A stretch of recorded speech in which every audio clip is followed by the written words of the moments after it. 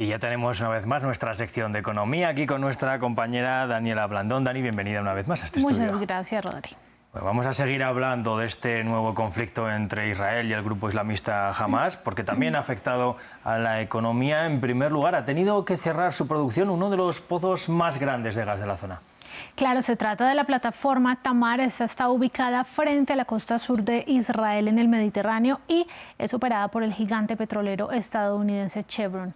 El Ministerio de Energía aseguró que buscará fuentes de combustible alternativas para satisfacer las necesidades internas y después, en una declaración separada, la misma cartera aseguró que el ministro Benjamin Netanyahu autorizó a ordenar un estado de emergencia para el sector energético de Israel durante las próximas 2 semanas si llegara a ser considerado necesario. Una medida como esta permitiría asignar gas natural a los consumidores de manera prioritaria en caso de que haya escasez de suministro. Esto del lado de Israel. Recordemos también que del lado de Gaza también se ha cortado los servicios públicos y el ingreso de alimentos.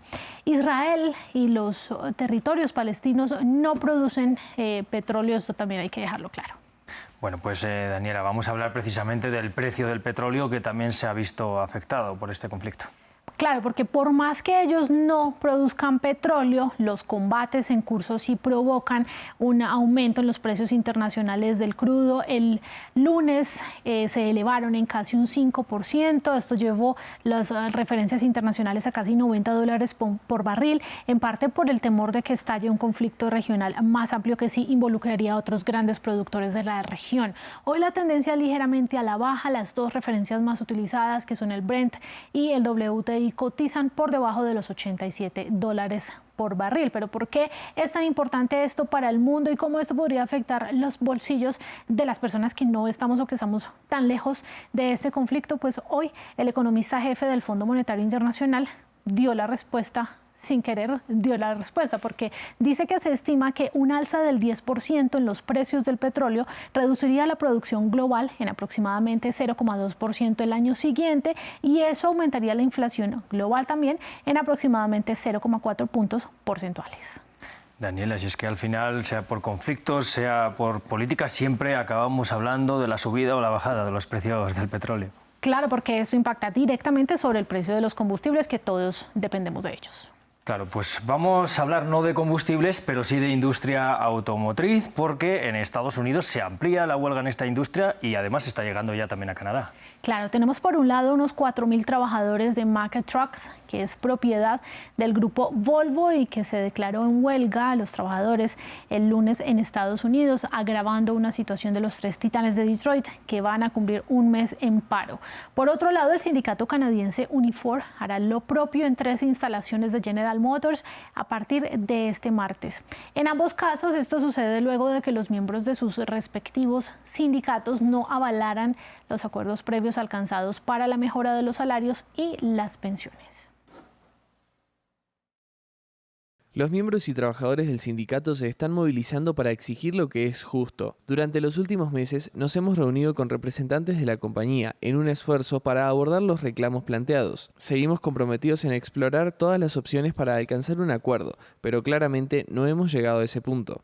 Y como cifras más globales, en Estados Unidos hay más de 30.000 empleados de la industria automotriz en huelga en 22 estados. Y si les sumamos los reclamos de la industria cinematográfica y otros que han surgido en las últimas semanas, casi 310.000 trabajadores se han visto involucrados durante este año en huelgas. Los datos los entrega la Oficina de Estadísticas Laborales, que asimismo advierte que este año se encamina a convertirse en el de mayor cantidad de huelgas desde 2019.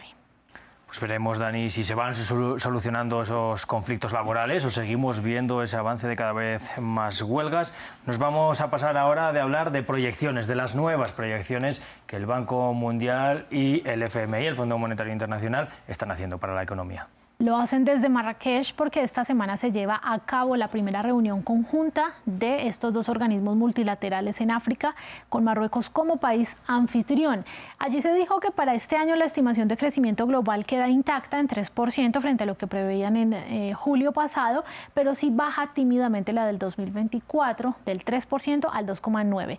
Las preocupaciones siguen siendo China y su crisis inmobiliaria, también los precios volátiles de las materias primas, la fragmentación geopolítica y un resurgimiento de la inflación que está obligando a los bancos centrales a mantener las tasas de interés altas.